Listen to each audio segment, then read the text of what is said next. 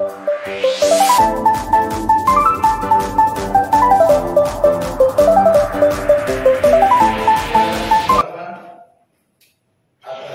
kasih setiamu, atas pimpinanmu dalam hidup kami, penyertaan dan pertolongan Tuhan yang tak pernah henti,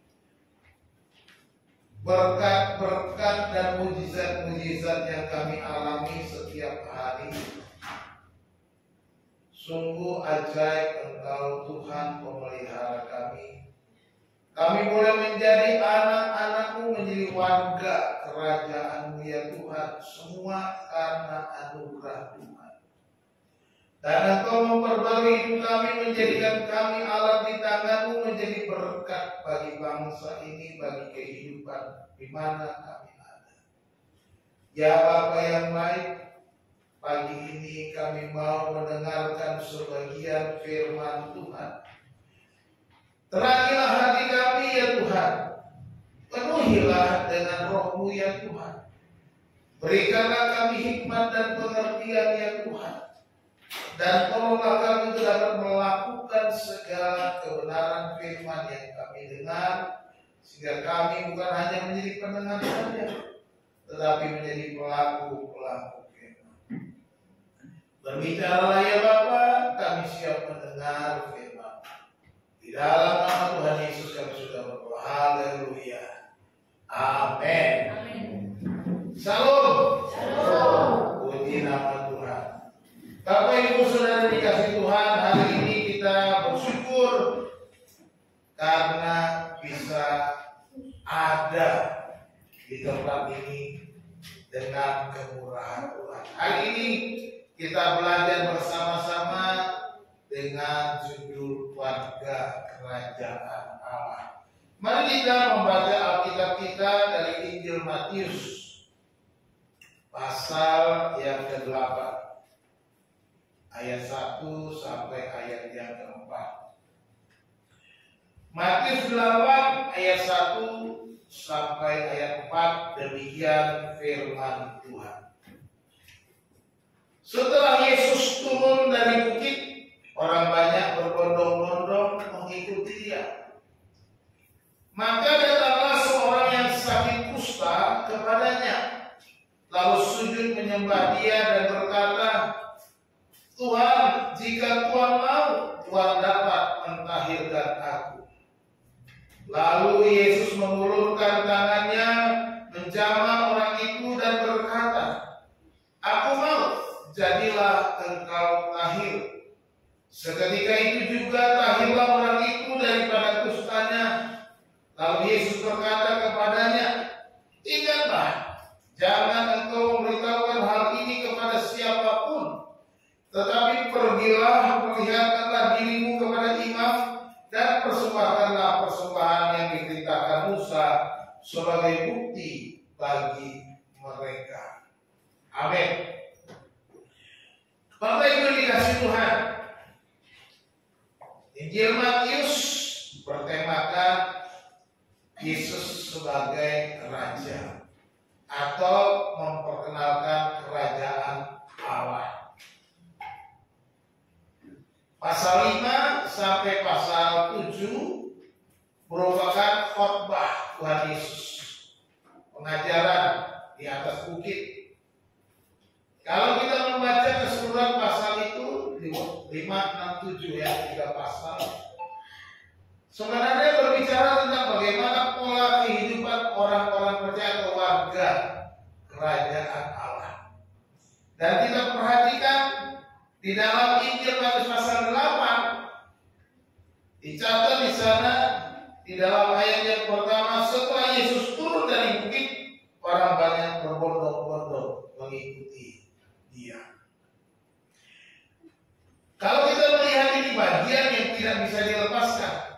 Tentunya ada banyak mujizat yang dilakukan oleh Tuhan Yesus ketika Dia ada di dunia.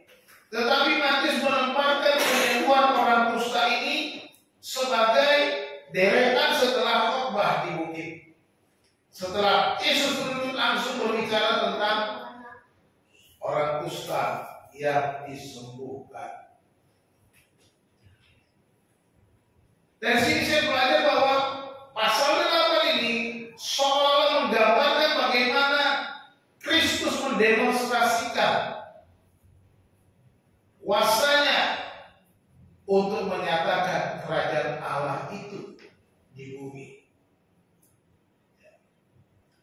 Dalam demonstrasi kuasa mujizat dari Yesus dalam pasal 8 ayat 1 sampai 4 ini kita belajar 3 perkara menjadi warga kerajaan Allah. Yang pertama, kita belajar bahwa Tuhan mau hidup kita itu diberkati. Amin. Tuhan mau supaya saudara dan saya diberkati. Tuhan mau supaya warga kerajaan Allah itu hidup diberkati. Perhatikan pengajaran Yesus bagaimana pasal 5, 6, 7 itu diajarkan luar biasa.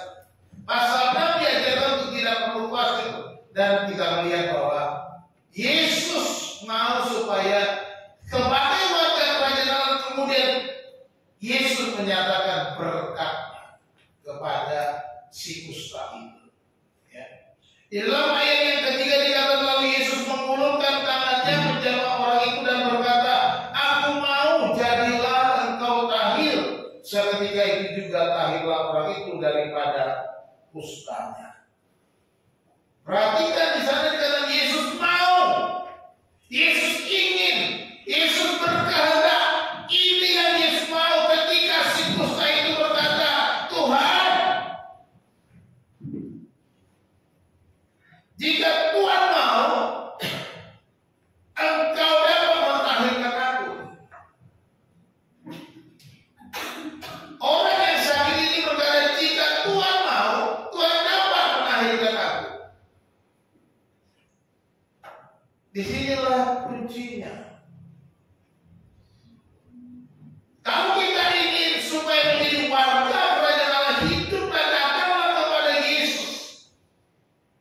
Dan ketika si kusta datang kepada Yesus, Tuhan berkata apa? "Aku mau." Yesus mau supaya si kusta itu mengalami berkat, mengalami mujizat, mengalami kehidupan yang baru. Di sinilah berkat yang dinyatakan berkat fisikal, di mana seorang kusta itu disembuhkan.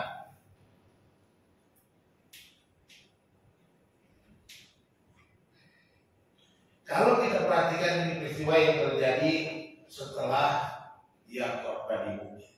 Ya. Pasal 8 ini merupakan demonstrasi kuasa.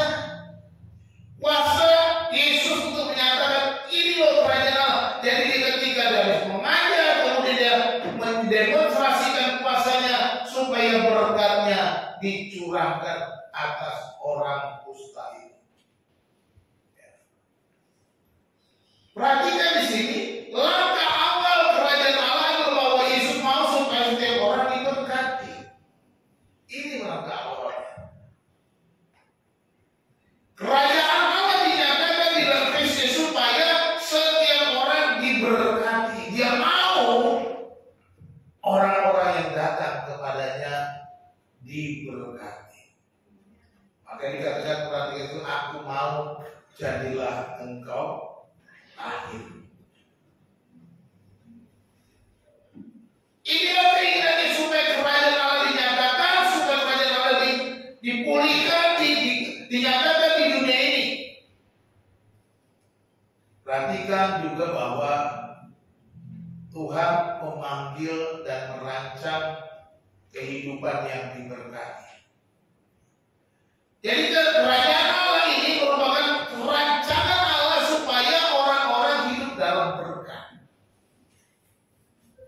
Kita semua, ketika kita menjadi warga kerajaan Allah, memanggil kita, Allah mencari rohani kita untuk kehidupan yang diberkati. Ya.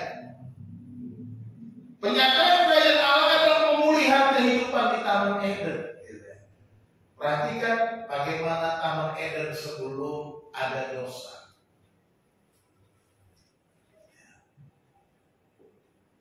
Hidup manusia, Adam dan Hawa sudah penuh berkat. Adam dan Hawa diberkati Tuhan sebelum ada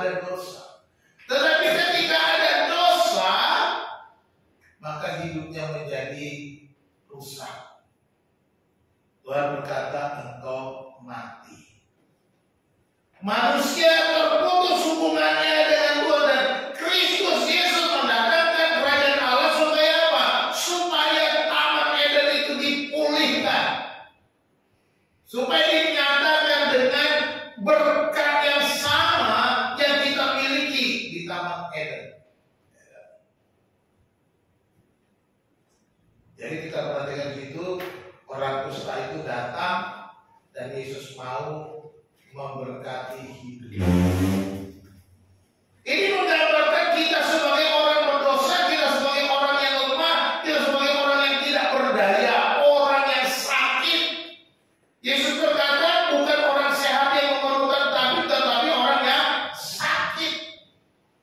Ini menggambarkan kita sebagai orang yang mengalami dosa, sakit, penyakit, memerlukan, dan Yesus mau kita diberkati olehnya dengan menyembuhkan kita dari sakit kita, menyembuhkan kita dari dosa, mengampuni kita dari dosa.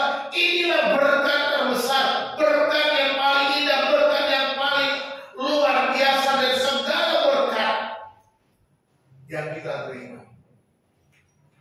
Pengampunan dosa, pengampunan dosa, dan Tuhan mau supaya kita juga mengalami berkat itu. Ini yang digambarkan ketika si orang kusta itu datang dan kemudian Yesus menyembuhkannya. Yesus tidak menundanya, Yesus tidak menolaknya, tetapi dengan segera Yesus, aku mau, jadilah engkau sakit. Yesus mau supaya si kusta itu mengalami pentahiran, berkat yang selama ini tentunya orang sakit membutuhkan sehat. Sama seperti kalau kita lagi sakit, tentunya ini berkat besar kalau kita mengalami kesembuhan. Ini gambaran yang Tuhan berikan. Jadi kita mau lihat bahwa Tuhan mau supaya saudara dan saya, siapapun, setiap orang diberkati, karena kerajaan Allah hidup dengan penuh berkat. Jadi pemulihan Taman Eden tadi. Yang kedua, Tuhan mau supaya hidup kita dipulihkan. Amin. Ayat 44, lalu Yesus berkata kepadanya, ingatlah, jangan engkau memberitahukan hal ini kepada siapapun, tetapi pergilah, perlihatkanlah dirimu kepada imam. Kita akan lihat. Setelah Yesus menyembuhkan orang kusta, Yesus memulihkan orang tersebut. Disembuhkan, diberkati, kemudian Yesus memulih, mau supaya dipulihkan. Mengapa? Kayak ini. Kalau kita belajar di Perjanjian Lama, penyakit kusta itu dalam Perjanjian Lama itu najis. Orang yang kena sakit kusta itu najis. Jadi dia harus pakai pakaian cabik-cabik, lalu kalau lewat dia harus berteriak-teriak, najis, najis, najis, supaya orang tahu dia sedang sakit kusta. Karena orang tidak boleh bersentuhan dengan yang sakit kusta. Makanya saya katakan ini lambang, ini keluar keadaan orang berdosa. Lalu orang yang sakit kusta itu diasingkan, tinggal di luar perkemahan, tinggal di suatu kota, di luar tembok kota. Ini perkemahan, di luar perkemahan, karena kalau di dalam imamat itu mereka masih pakai kemah-kemah. Kalau sudah masuk dalam bangun kota, mereka ada di luar kota, di luar tembok kota. Tidak boleh ada di dalam kota. Si orang kusta ini tentunya ditolak oleh masyarakat, tidak diterima oleh masyarakat karena dianggap sebagai orang yang najis. Disinilah kita digambarkan bagaimana Yesus memulihkan dia secara sosial ke masyarakat. Kalau kita lihat kemudian di bab Yesus berkata, tunjukkan dirimu kepada imam. Ini sesuai Coba dibaca Imamat 14 ayat 1 dan 2. Silakan satu orang membacanya. Imamat pasal 14 ayat 1 dan 2. Silakan. Imamat 14 ayat 1 dan 2. Tuhan berfirman kepada Musa, inilah yang harus menjadi hukum tentang orang yang sakit kusta pada hari pentahlirannya, ia harus dibawa kepada imam. Dia harus dibawa kepada imam, menunjukkan dia bahwa dia sudah tahir. Dia bilang, tunjukkan Tuhan. Kenapa? Supaya imam itu menyatakan dia tahir, dia sudah sembuh, dan dia dipulihkan, dia diterima kembali di masyarakat, dia boleh tinggal di perkemahan, dia boleh tinggal bersama-sama. Ini pemulihan. Sama gambarnya. Ketika kita sudah mengalami pengampunan dosa, Tuhan memulihkan kita. Kita dipulihkan. Jadi imam yang menyatakan sembuh, dia dinyatakan tahir. Ya. Pemulihannya menjadikan itu dia diterima secara sosial ke masyarakat. Ya. Tadinya hidupnya terpisah, tadinya hidupnya terasing, tadinya hidupnya jauh dari masyarakat, tetapi dia harus tunjukkan dirimu kepada imam supaya engkau dinyatakan oleh imam engkau sudah tahir dan engkau diterima kembali. Ini pemulihan. Diterima. Jadi kerajaan Allah itu berbicara pengampunan dosa, berbicara pemulihan hidup kita. Hidup kita dipulihkan, hidupkan kita dijadikan kembali. Ya. Inilah yang Yesus mau katakan ketika dia mulai selesai mengajar, selesai berkorban, langsung ada orang kusta datang, langsung mulai Yesus menyatakan pengampunan. Langsung dia dipulih, lakukan ini, dan ketika dia pergi kepada imam, dia diterima kembali bahwa dia sudah sembuh. Bayangkan beratnya menjadi seorang sakit kusta pada zaman itu.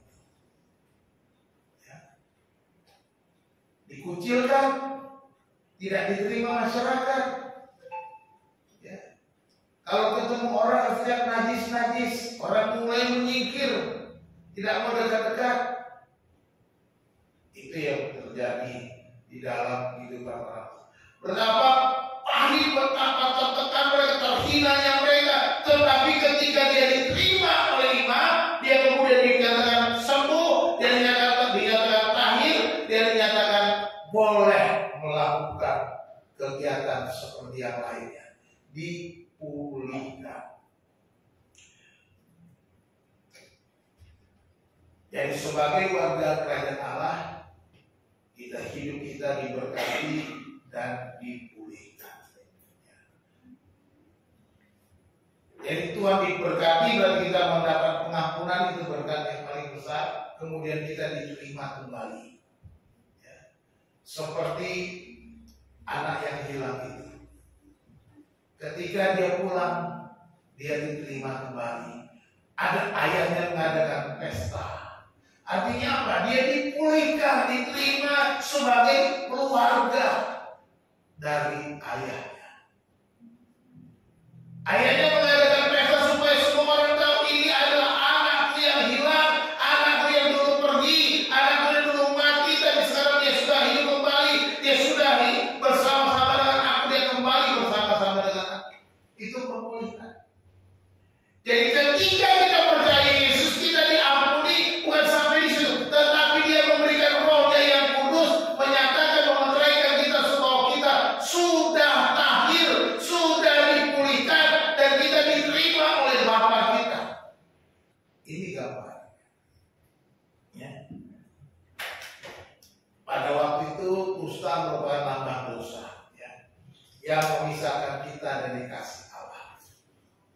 Itu kepercayaan pada waktu itu. Karena orang yang sakit kusta pasti ada dosanya. Penyembuhan kusta langkah pertama berkat keselamatan. Ya, itu langkah yang kita terima. Dan selanjutnya adalah berkat pemulihan. Jadi bukan pemulihan tapi mengalami kesembuhan dulu, itu berkatnya.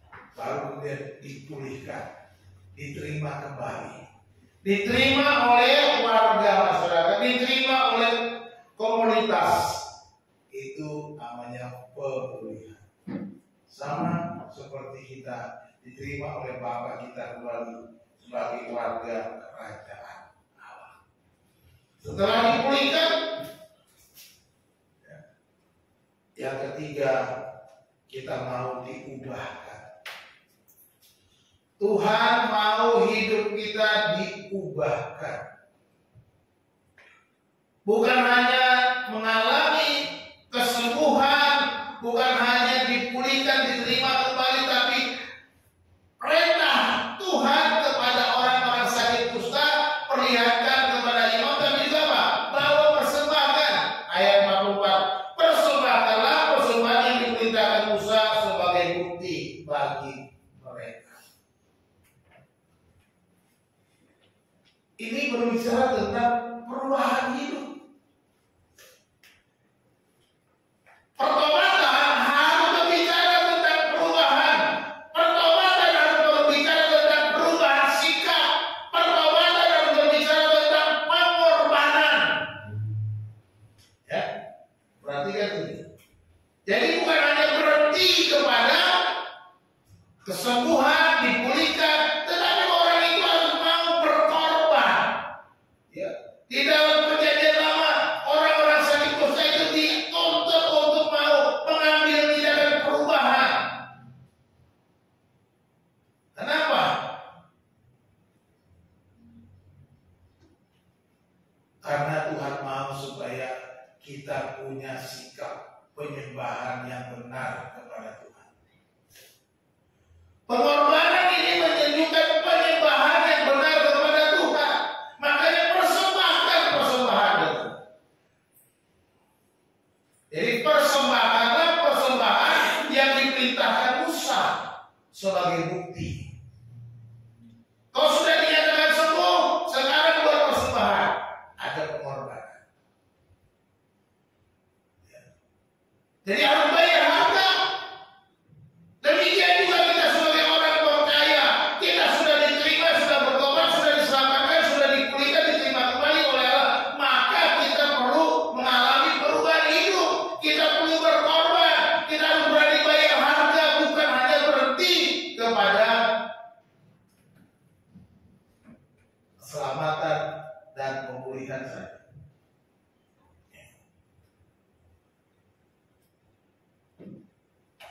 Yesus tidak hanya memberkati dan memulihkan, tapi juga mengubah hidup si kusta itu.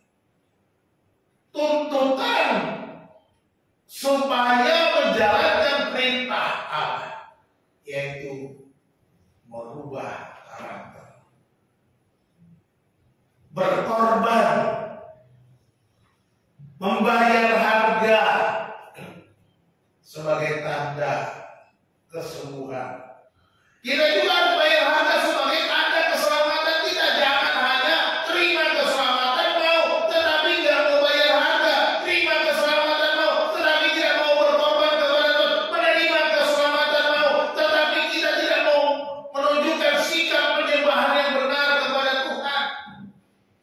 Ini bayar harganya. Bagaimana seorang percaya yang sudah diselamatkan itu harus membawa hidupnya sebagai persembahan, berkorban. Kalau dia bawa berkorban kan dia berarti ada binatang dipersembahkan, ada yang sesuatu yang diberikan kepada imam. Kita juga harus begitu. Kita harus mengeluarkan sesuatu dari diri kita, kepunyaan kita, milik kita, harta kita bawa kepada Tuhan sebagai persembahan, sebagai pengorbanan. Ini menunjukkan bahwa kita sudah diubah.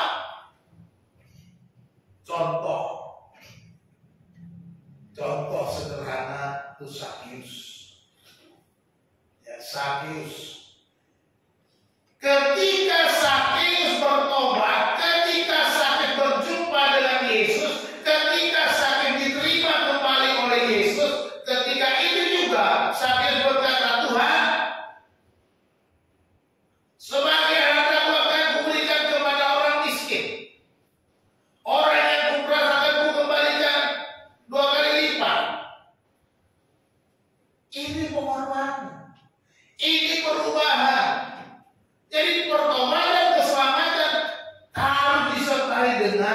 perubahan hidup. Pertobatan keselamatan harus disertai dengan pengorbanan, membayar harga. Itu yang dilakukan Zakius ketika dia percaya kepada Yesus.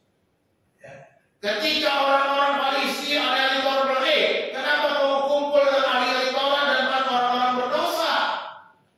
Yesus kata, hanya orang sakit yang memerlukan tabib. Sakit yang didapatkan sebagai orang yang sakit, sama seperti si kusta itu. Kita juga sama dulu ketika kita belum percaya. Kita sama statusnya seperti Zakius, sama status seperti orang sakit kusta. Dan Tuhan memilih kita, memanggil kita, memberkati kita, memulihkan kita, dan serta itu langkah yang selanjutnya. Kita harus mengalami perubahan. Yesus berkata, persembahkan. Artinya, ubah hidupmu.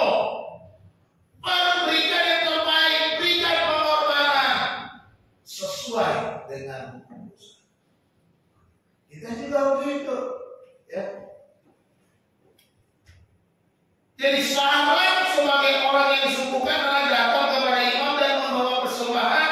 Kalau ada perjanjian lama, persembahan bukan saja sebagai bukti pentahiran, tetapi juga tanda pertobatan kita, tanda bahwa kita sudah diubah.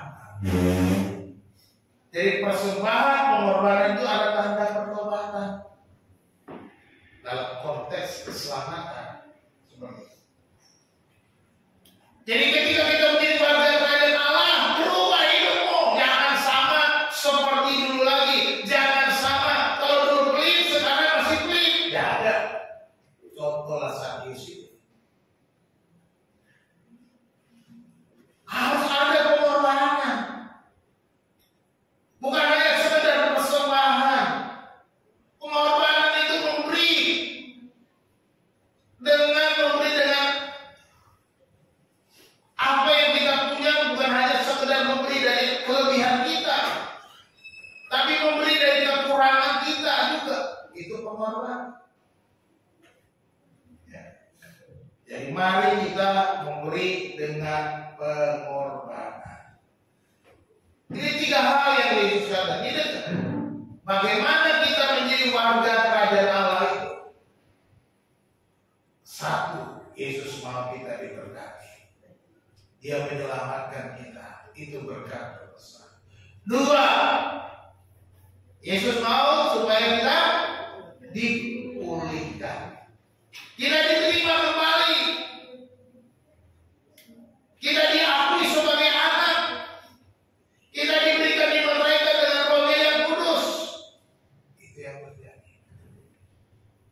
Kita diberi, kalau dalam kisah anak yang hilang, diberikan cincin meterai, diberikan jubah yang baru. Itu pemulihan. Ini anak yang hilang sudah kembali. Yang ketiga, warga kerajaan Allah itu harus hidup dalam pertobatan. Hidupnya diubahkan, hidupnya mau berkorban, hidupnya mau memberi, hidupnya mau melakukan pengorbanan sebagai penyembahan kepada Tuhan. Inilah yang harus. Marilah kita melakukan itu sebagai warga kerajaan Allah. Jangan hanya mau selamatnya saja. Jangan hanya maunya ya happy-nya saja. Tapi ketika kita mau memberi, kita hanya memberi seadanya. Memberi ala kadarnya. Jangan memberi yang penting ada. Tapi harus pikirkan kembali, doakan dan persembahkan sebagai persembahan pengorbanan kita. Sebagai rasa syukur Tuhan, terima kasih. Kau sudah menyelamatkan dan memulihkan aku. Ini yang harus dilakukan oleh seorang percaya.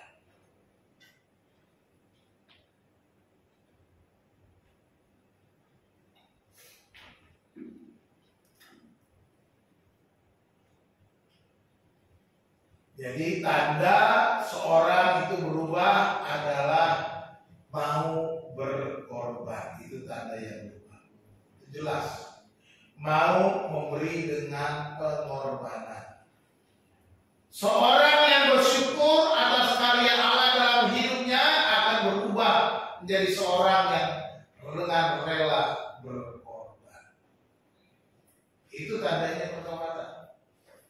Ini yang digambarkan supaya mereka orang-orang yang sudah percaya juga mau berkorban.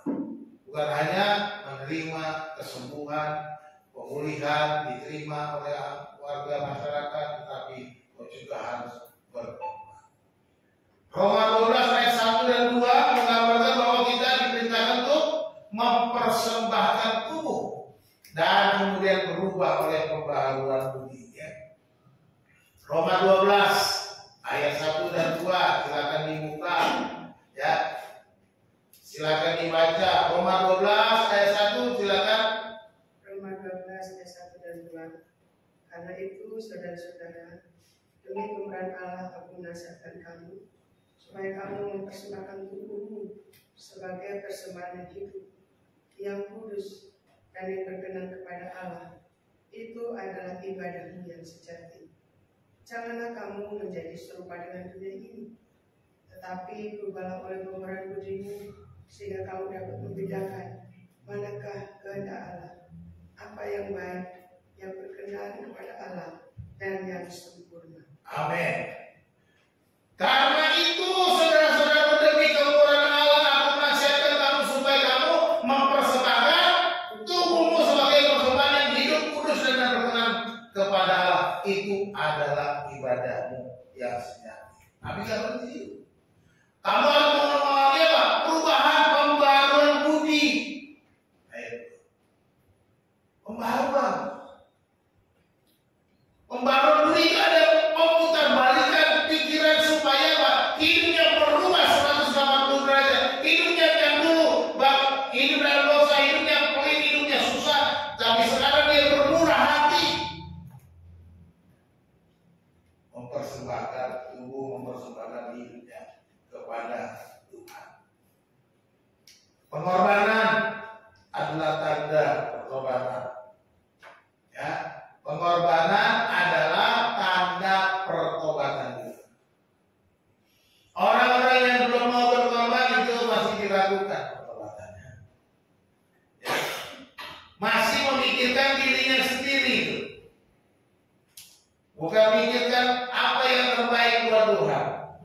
Jadi mari kita berkorban dengan segenap hati. Ini standar warga kerajaan Allah. Yang pertama, hidup diberkati. Hidup diberkati. Jadilah pribadi yang diberkati dengan datang pada Yesus. Kau ingin diberkati, datang pada Yesus. Sekarang katakan aku mau supaya engkau hidup diberkati. Yang kedua, hidup dipulihkan. Allah menerima kita untuk memuliakannya. Allah menerima saudara dan saya untuk memuliakan Dia, bukan yang lain. Jadi mari kita muliakan Tuhan. Dan yang ketiga, hidup yang diubahkan. Setelah diberkati dan dipulihkan, berkorbanlah. Ya, itu tanda perubahan. Itu tanda kita mau bersyukur, menyembah Tuhan, sebab aku sudah diselamatkan, sebab aku sudah disembuhkan. Ini tandanya pengorbanan kita. Pak, saya nggak bisa berkorban, nggak punya apa-apa. Masa nggak punya apa-apa? Kau punya waktu, kau punya tenaga, berikan untuk Tuhan. Kamu nggak punya harta, ya berarti masih punya kan yang bisa diberikan untuk Tuhan. Berikan semuanya, makanya persembahkan tubuhmu katanya. Jadi jangan pikir nggak ada yang bisa dipersembahkan. Pasti ada. Tuhan menyediakan apa yang kita mau bawa kepadanya. Jadi harus kita yakini itu. Kalau kita benar-benar hati kita mau berkorban untuk Tuhan, Tuhan sudah siap. Cara bagaimana kita berkorban kepada Tuhan. Bapa di dalam surga, terima kasih untuk firman Tuhan pada siang hari ini. Biarlah firman Tuhan yang sudah kami dengar boleh tertanam dalam hidup kami. Terima kasih Bapa di surga, kami mengucap syukur untuk kebenaran supaya kami boleh dipulihkan, diubahkan, dan kami hidup diberkati Tuhan, dan kami boleh menyatakan pengorbanan kami tanda kami bersyukur atas keselamatan yang Kau berikan, atas anugerah yang terindah yang terbesar yang kami terima. Terima kasih Bapa di dalam surga. Hamba-Mu selesai berbicara, biarlah Roh-Mu yang kudus terus berbicara kepada kami, mengingatkan kami, menegur kami, agar kami boleh mengalami perubahan di dalam kehidupan kami setiap hari ya Tuhan. Terima kasih Bapa di surga, kami mengucap syukur dan berdoa hanya di dalam nama Tuhan Yesus Kristus. Haleluya. Amin.